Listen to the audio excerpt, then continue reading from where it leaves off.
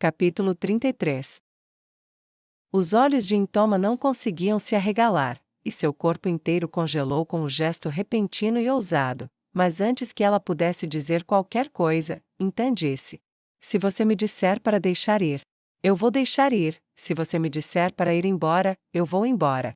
Ele disse sem fôlego: "Eu não sei o que está por vir, nem para mim, nem para você, mas eu não estava feliz quando você se foi, eu não estava feliz quando você não estava feliz, eu senti sua falta." Intan admitiu, olhando para a jovem empregada demônio, ele deu a ela um sorriso frágil e trêmulo. "Estar perto de você me faz feliz, e espero que estar perto de mim te faça feliz também. Não é esse o objetivo de o que quer que estivéssemos fazendo?" Ele perguntou, procurando palavras que o eloquente professor não conseguia encontrar. "Idiota." Intoma finalmente disse: "Eu sou um ser heteromórfico, você é um vampiro, o que pode haver nisso? Felicidade?" Ele respondeu à pergunta dela com uma pergunta sua: companhia, companheirismo e quem pode dizer? A universidade trabalha com os projetos de mudança de raça liderados por Lord Demiurgo e Lady Vanessa. Qualquer coisa pode resultar disso, se é isso que você está se perguntando. Intoma ficou feliz por não poder corar antes, mas nunca mais do que naquele instante. Ambas as respostas dele incendiaram seu coração. "Ainda assim, você é um idiota." "Eu queria dizer." Ela agarrou o corpo dele e o puxou para um abraço. "Minha espécie não beija como os outros, mas cada parte de mim me diz que não há nada melhor do que o abraço mais apertado." Intan se perguntou muito brevemente se ela estaria apertando seu abraço o suficiente para quebrar seus ossos, mas a pressão parecia, mesmo que um pouco dolorosa, boa, como uma pressão lenta e crescente ou a mais reconfortante e relaxante das massagens ásperas sobre sua carne. "Por que você não esperou que eu falasse?" Ela olhou para ele e perguntou com uma curiosidade repentina: "Como você sabia que eu não arrancaria seu rosto por aquele beijo?" "Porque, se você quisesse que eu fosse embora, você só teria que não dizer nada, e havia apenas uma razão para você me pedir para ficar."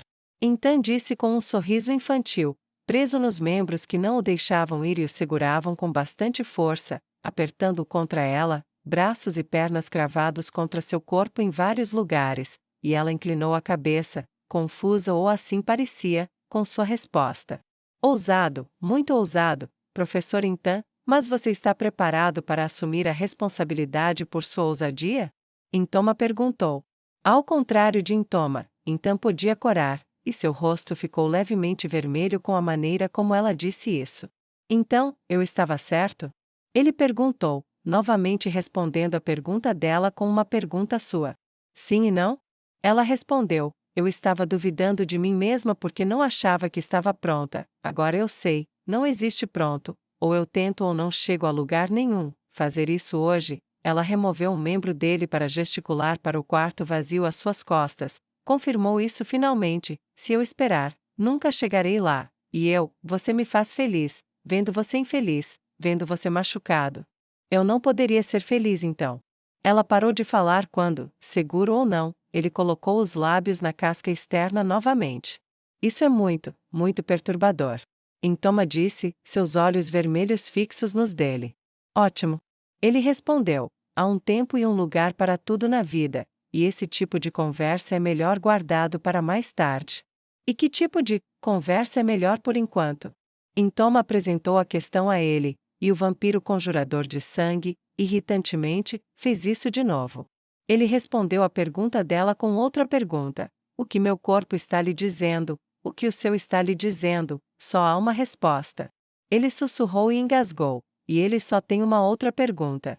Intoma sentiu a respiração dele, quente e faminta, acariciando seu rosto. Mas suas últimas palavras a deixaram mais do que um pouco confusa. Que pergunta é essa?" Ela perguntou a ele, deixando suas mãos livres e permitindo que elas vagassem sobre ela. "Vamos para a sua casa ou para a minha?" Ele perguntou com um sorrisinho provocador que não desapareceu nem um pouco, embora ele tenha grunhido um pouco quando ela apertou as pernas ao redor dele e o pressionou com mais força contra si mesma. "Não tenho experiência com isso, embora eu tenha. Meu corpo foi projetado para, exceto por algumas coisas, imitar perfeitamente de uma garota humana. Não sei o que fazer." O próprio senso de nervosismo de Intoma rugiu de volta quando mais uma coisa nova se apresentou de uma forma que ela não esperava. Ninguém tem experiência até fazer coisas com as quais não tem experiência.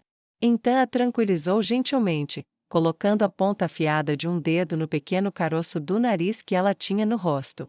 Eu dificilmente sou a mais experiente, mas descobrir como vai funcionar, ou o que faremos, isso é parte da jornada, não é? E eu quero fazer essa jornada com você, ou pelo menos, eu gostaria de tentar. Então disse isso apaixonadamente e lentamente seu domínio sobre ele começou a relaxar. O coração ardente de Intoma aqueceu todo o seu corpo além de toda razão. É isso que é, não é como com Bertrand, ou com Harold. É isso que eu tenho procurado? Ela se fez a pergunta e estendeu a mão para ele. Ele pegou, e em voz alta ela disse: Nós iremos para minha casa, não se preocupe, minha teia não vai te prender, eu vou garantir isso. Talvez eu não me importasse se isso acontecesse? Então lançou a pergunta provocativa para ela e então foi em direção à porta. Pervertido. Ela disse e pegou sua máscara, ele parou quando ela o fez. A mão dela não se moveu, ela pairou sobre a máscara de imitação que lhe permitia apresentar o rosto de uma jovem garota e não o rosto de um monstro. Com ou sem isso, ele disse: Você é você, e é tudo o que eu quero. Intoma o soltou por um momento, pegou a máscara e foi até sua mesa, abriu a gaveta de madeira bege, colocou-a delicadamente lá dentro, e com a mesma delicadeza, fechou a gaveta novamente. Ela voltou para então e pegou sua mão. Estamos indo? Ela perguntou quando ele não deu mais nenhum passo. Você está confortável? Ele perguntou e se aproximou para ficar bem ao lado dela. Ela olhou para ele e disse imediatamente: Sim, não preciso disso. E eles saíram da sala vazia sem nenhum momento de pausa.